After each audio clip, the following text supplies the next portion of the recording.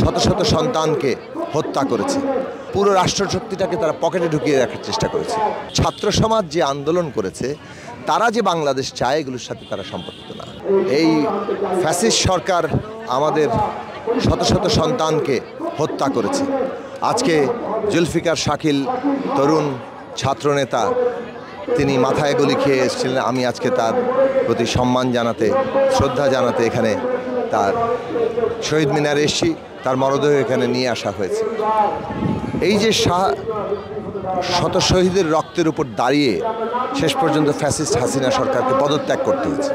কিন্তু তিনি রাষ্ট্র ব্যবস্থাটাকে এমনভাবে, আমি বহুবার বলেছি যে পুরো রাষ্ট্রশক্তিটাকে তারা পকেটে ঢুকিয়ে রাখার চেষ্টা করেছে, এবং তার পতনের সাথে সাথে সে কারণে পুরো রাষ্ট্র ব্যবস্থাটা ভেঙে পড়েছে। ফলে এখন অন্তর্বর্তীকালীন সরকার গঠিত যেহেতু হয়নি, এই সুযোগটাকে অনেক সুযোগ সন্ধানীরা কাজে লাগাচ্ছে।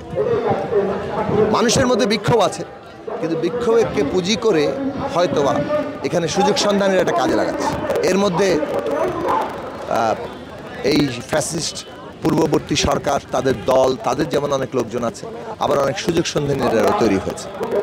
কেউ কেউ হয়তো প্রতিশোধের জায়গা থেকেও এটা ব্যক্তিগতভাবে করছেন, কিংবা লুটপাট অরাজকতাটা তৈরি করে নিজের ফায়দা হাসিল করার চেষ্টা করছে।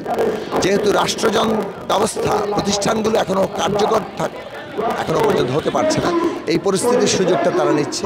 আমরা রাজনৈতিক দলগুলোর দিক থেকে, বিশেষত যারা আন্দোলনকারী এবং ছাত্র সমাজ যারা এই আন্দোলন নেতৃত্ব দিয়েছে, তাদেরকে আমরা বলেছি এবং তারা ইতিমধ্যে আহ্বান জানিয়েছে যে এলাকা এলাকায় স্বেচ্ছাসেবক টিম গঠন করা, এই ধরনের লুটতরাজ অরাজকতাকে প্রতিহত করা।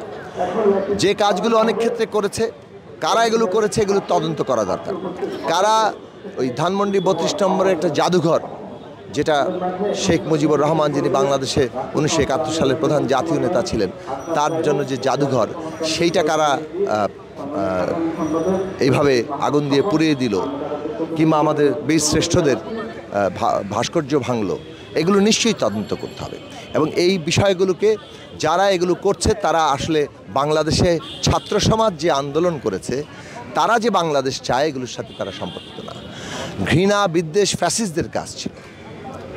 এখনও হয়তো নানা ধরনের ওই একই ধরনের ঘৃণা বিদ্বেষের কারী শক্তি